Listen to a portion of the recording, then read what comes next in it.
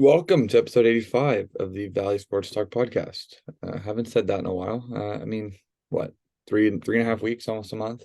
Something like that. Yeah. Actually, it'll be a month and 3 days, so getting That's there. good. Not bad. Um, Anyways, yeah, we're back. We figured that we would jump on. We do have some exciting news. I'll let Brandon sort of cover that before we get into our actual sports part of the podcast. But yeah, let Brandon go ahead. Yeah, even though we haven't been posting, Valley Sports Talk has been very busy. We are hosting our very own hockey tournament in our hometown third weekend of January of this year, which is exciting. We already have a full tournament slate. We got 16 teams, so that's pretty exciting. Should be a pretty good tournament. We got a very good DJ going, so we should be good. Yeah, I'm looking forward to it. But yeah, we got our own hockey tournament. Pretty exciting. Yeah, it's very exciting. Obviously, um, we're gonna talk about some sports as the last time we posted was the day um that the NHL season started. But I think what I just mentioned, we're gonna go over the two major sports that are in right now.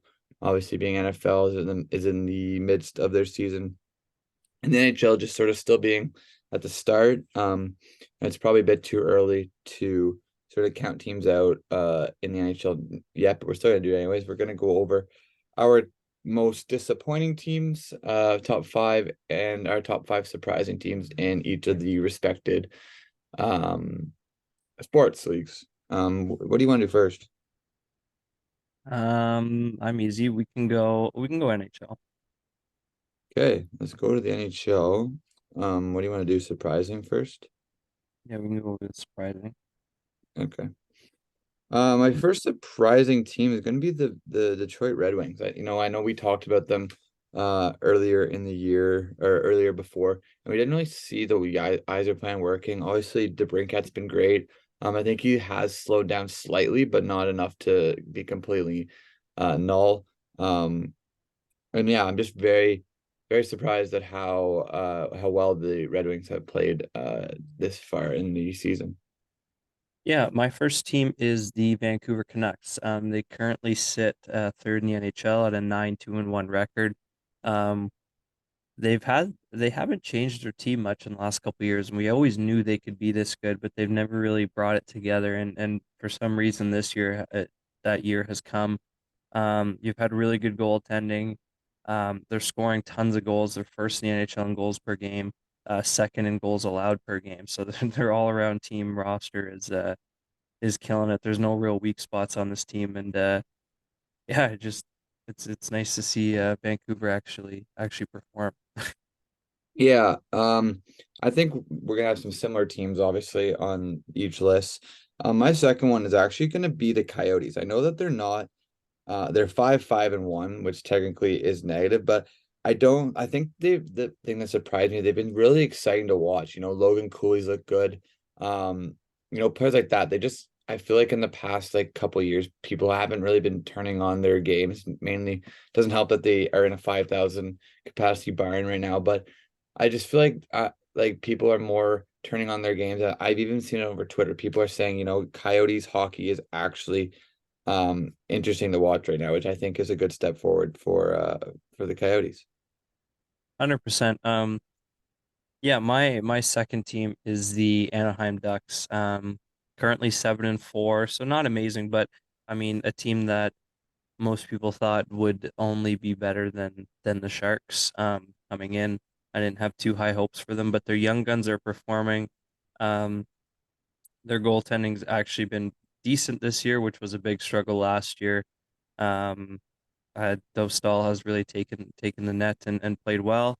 And then yeah, like I said, the young guys like McTavish has stepped up. Frankie Vatrano's on a wicked start, and they're a fun team to watch actually this year. They don't look like they don't want to be there. They're quick, they're young, um, and they're definitely hitting teams hard. Yeah, then my next surprising team is gonna be the Winnipeg Jets. I know I did have them in a playoff spot. You didn't. You had them completely falling off the face of the earth, and they've shown that they're still a good team and that they are a competitive team. And I know a lot of people, whenever sort of last season started, they thought they're gonna blow it up, but I think a lot of people um sort of wrote them off this offseason, but they're showing that they can still be, a team to play. Yeah, my next team is the Boston Bruins. 10-1-1 through 12 games. I think we both had did we both have making the play I had them regardless. finishing seventh. Okay, well that's tough. Regardless, I think a lot of the worry was they lost a lot of players down the middle, and people were kind of afraid how they were going to win faceoffs, have possession. Um, would the goaltending be able to keep it up? And the answer to all those questions is yes. It's been totally fine. The offense hasn't slowed down at all.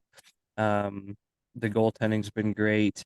Um, there's just I mean, we shouldn't know. Boston's always competitive, but to be 10-1-1 through 12 games, I don't think anyone expected that one. So Yeah, definitely not. My next sort of surprising team is going to be Vegas. I feel like saying that the former Stanley Cup champions starting 11-1-1 and only losing their first regulation loss. I think they lost 2 nights ago to Anaheim. It shouldn't be surprising, but me and you both thought that they were going to have this, the catchphrase of the oh my God, Stanley Cup hangover. But obviously it does not happen. They look like a completely new team. Aiden Hill is completely making me eat my words about how I didn't think he was a starting goalie. As he's playing as a Vezina caliber goalie right now. I don't really know if Vegas being a good team is surprising, but I just think the start that they've had, considering they only had about 2.5 months to recover in the offseason. Usually teams that win the Stanley Cup sort of start slightly slow. And they kind of completely reversed that narrative. So I think it is they are a bit of a surprise team so far. yeah, my next surprising team is actually going to be a team that's 20th in the NHL currently. It's the Washington Capitals. We've expected them to age to catch up to them finally. We didn't think, I mean, it kind of did last year, and I thought it'd be worse this year.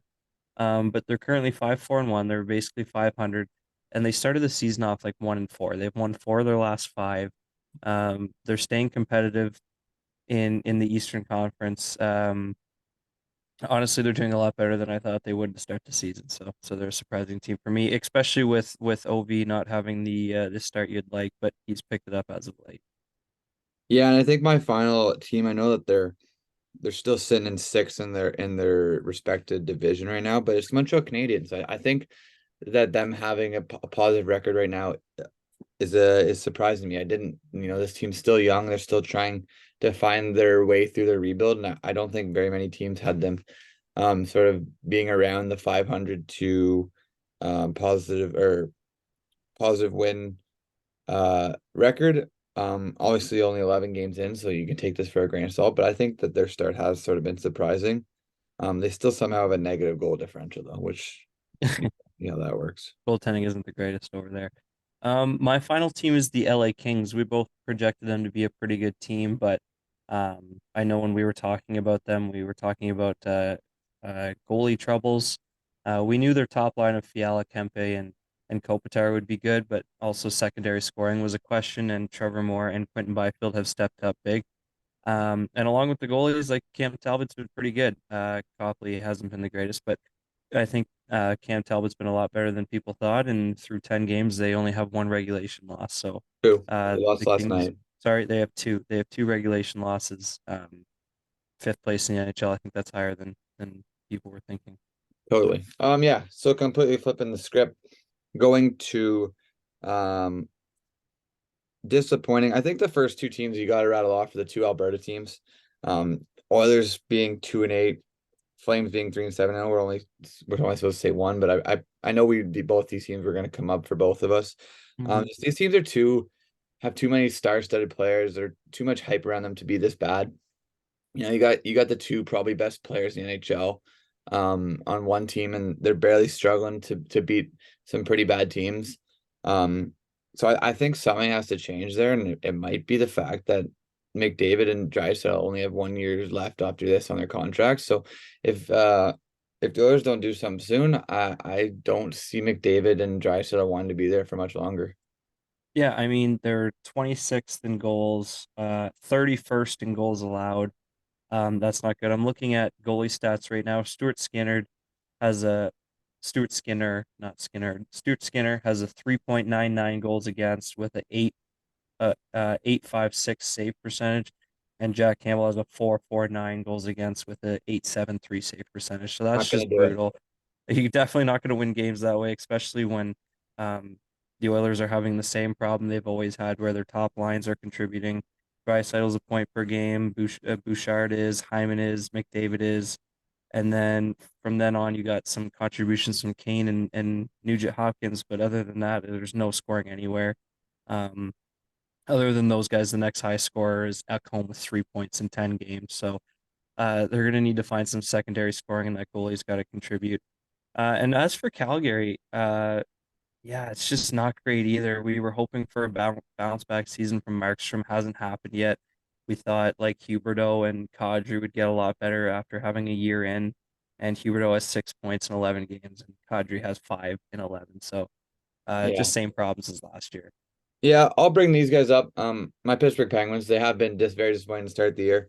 I think that there's sort of a silver lining in it though, not me trying to be um hype my own team up, but if you look at goal differential, they're second place in their conference, but yet they're somehow or sorry in their division, but yet they're somehow seeded dead last. So I think there is some silver lining there. I think maybe the fact that they had a lot of new players, completely new bottom six. Eric Carlson's taking stuff away from Letang, so Letang sort of has to figure out a new way to play. But I think that Pittsburgh is going to be fine. I think it's just a slow start. I think this team's they have too much experience to sort of keep playing the way they are, and I think they'll be just fine. But obviously, looking at the start of their season, they have been very disappointing.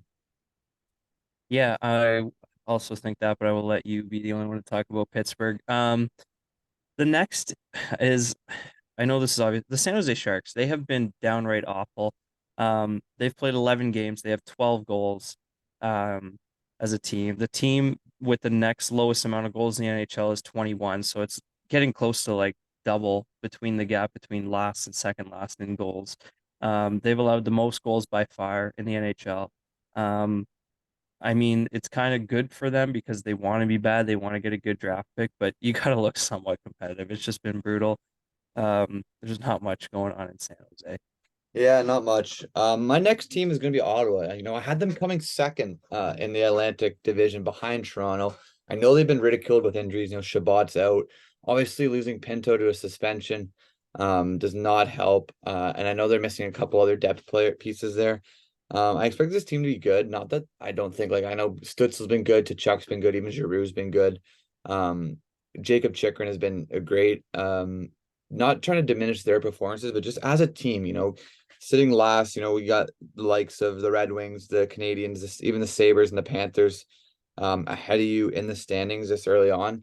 I think Ottawa sort of has to step it up, and they just lost their first round pick based off the sort of whatever the dad not trade. I don't know all the logistics behind it, and then Pierre Dorian stepped down. So it's kind of a dumpster fire mess right now in Ottawa, and they sort of have to figure it out because I still think they can be a competitive team. Obviously, whenever they get these injuries, these players healthy, I think that'll help. But I just think it's sort of a weird moment in time right now in Ottawa. Yeah, another Atlantic Division team that's been disappointing is the Buffalo Sabres. Their numbers do look a lot better recently their numbers do look a lot better because of as of recently they've been winning games, but they started the season off like 1-4 or something like that. They're now 6-6, but um, a slow start for a team that a lot of people thought could push for a playoff spot in the East. The goaltending hasn't been the greatest. We got rookies, so it's kind of to be expected, but Devin Levi and Ukko-Pekka Luukkonen cannot save much right now, and without if this offense wasn't firing like it is, this could be a lot worse for them. But Yeah, again, another team that I think could turn it around. They yeah, as totally. I think that they're too skilled and their young players just sort of are figuring it out. yeah, Tage Thompson has a slow start. He didn't score for like the first 6 games of the year, which yeah. obviously Nobody could have predicted that. And then my next disappointing team is going to be the Minnesota Wild. Um, It's stealing all my picks. there's only so many I teams know, that have been I know, I know. disappointing.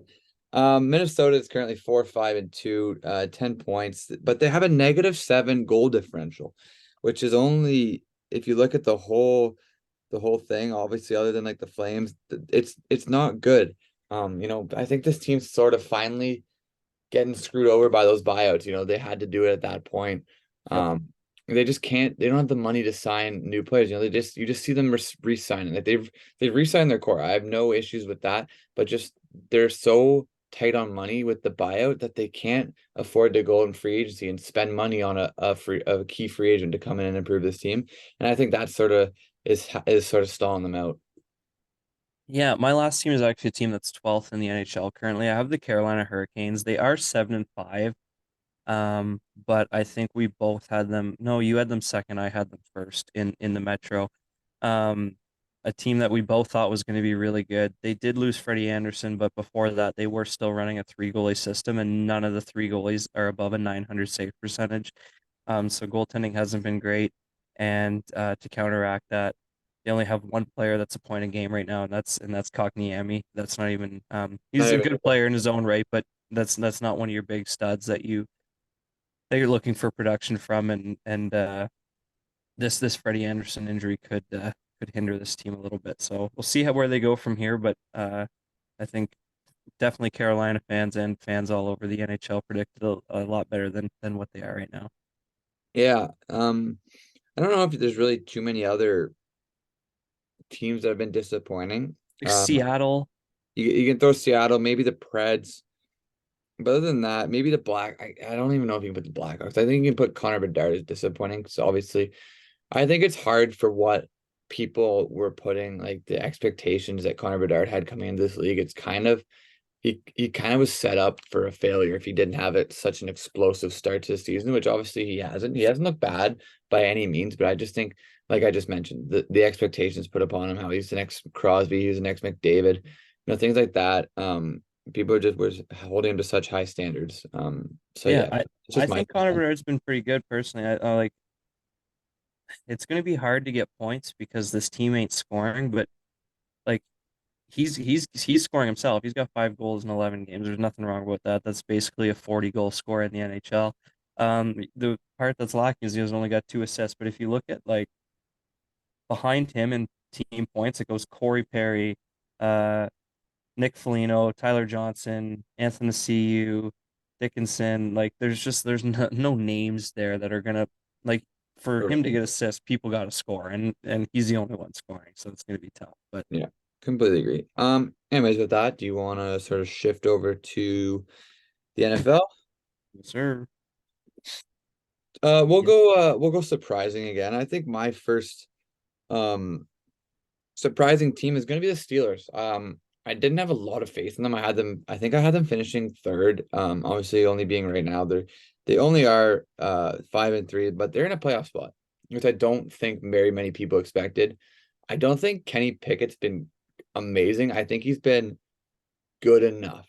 Um, Not that he's been brutal, but I just think he's been good enough. I think if he sort of finds that next level and sort of takes his game to the next level, I think this Steelers seem to be very scary. Obviously, they have weapons.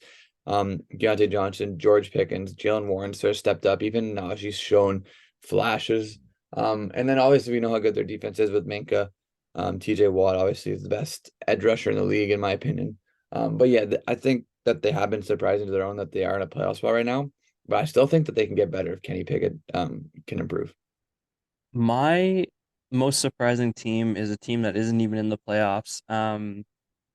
The Houston Texans. They have They're my next uh, pick. CJ Stroud has been amazing with limited weapons.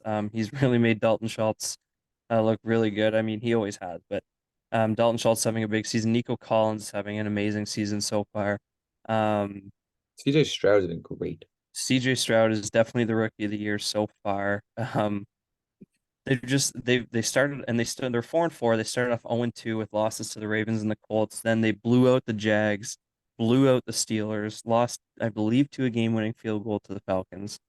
Yeah. Um, Beat the Saints again, brutal loss to the Panthers. But this week a dramatic shootout win against the Buccaneers.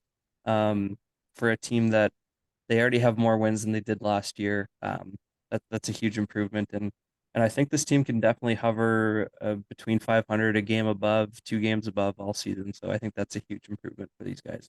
Yeah, my next surprising team is going to be the Dolphins. I mean, like I just said with the Steelers, I think that they were supposed to be a good team, but I don't think that we thought they're going to be this good. Um, Obviously, Tyreek Hill, probably without Justin Jefferson being in the league, is probably the best wide receiver in the NFL, in my humble opinion.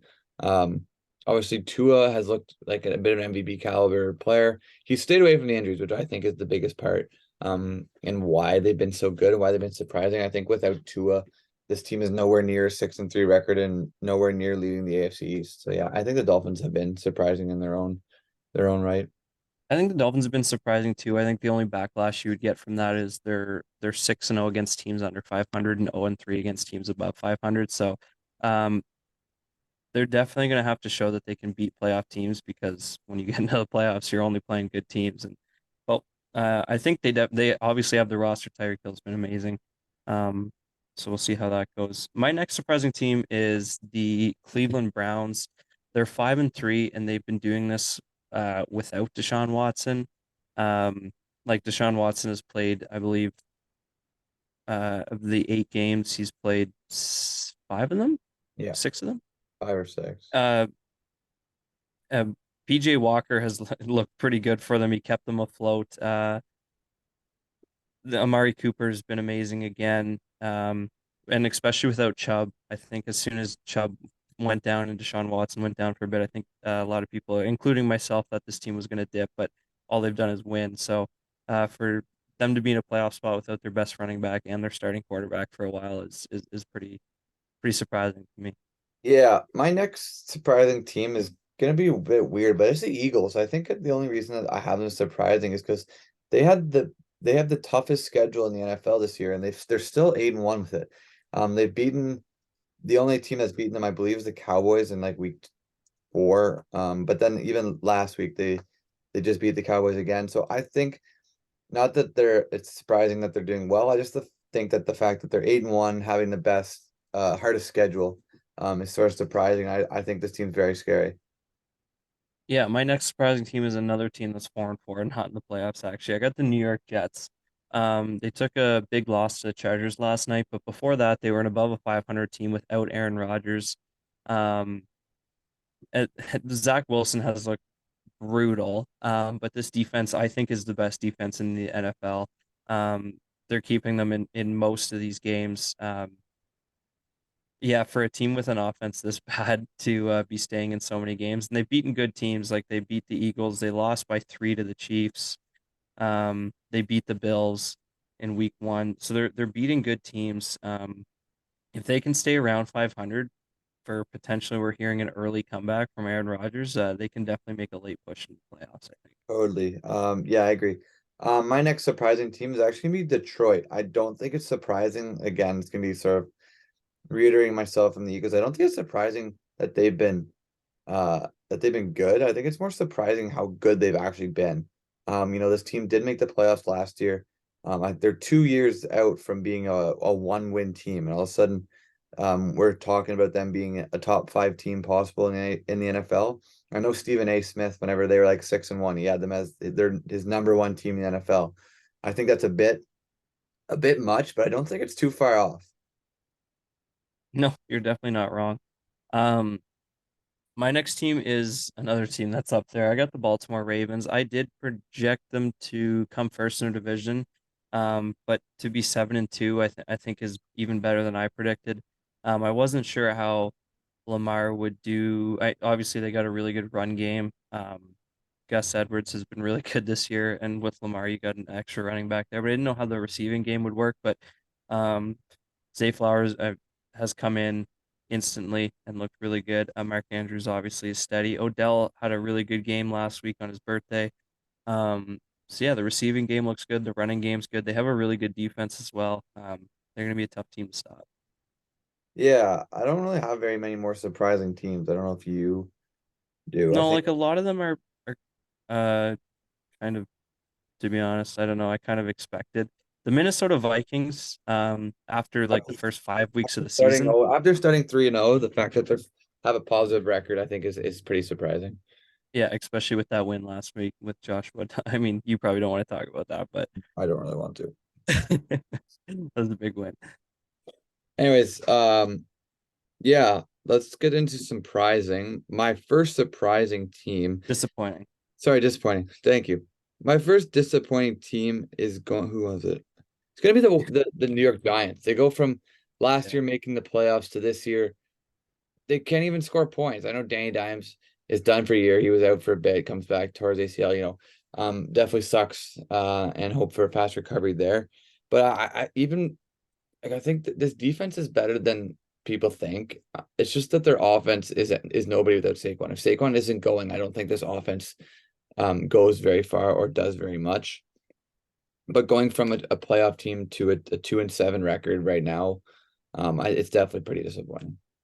Yeah, and then the team right above them in the standings, I got the LA Rams as disappointing. Obviously they didn't have um, Cooper Cup to start the season, but without Cooper Cup, they went 2-2, and with him back, they're or maybe 2-3, sorry, but with them back, they're like 1-3, 1-4. I know Matthew Stafford just got injured against the Packers, and they looked really bad against the Packers. But before then, even with the Super Bowl winning team they had, basically minus some defensive losses, they can't put it together. They haven't been scoring. They're letting up a lot of points, um, and it's definitely not the Rams team I expected. No, I'm also my next disappointing team is gonna be your Packers. I think Yeah. I just think that the fact that they hadn't, I think I saw a stat last week. They were the only team in the NFL to not score a touchdown in the first quarter. Mhm.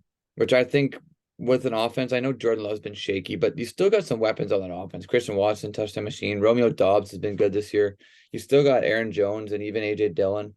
And then the defense. The defense isn't bad either. You got Rashawn Gary, you got Preston Smith, you got oh my God, I'm gonna forget his name. Jair Jair. Alexander.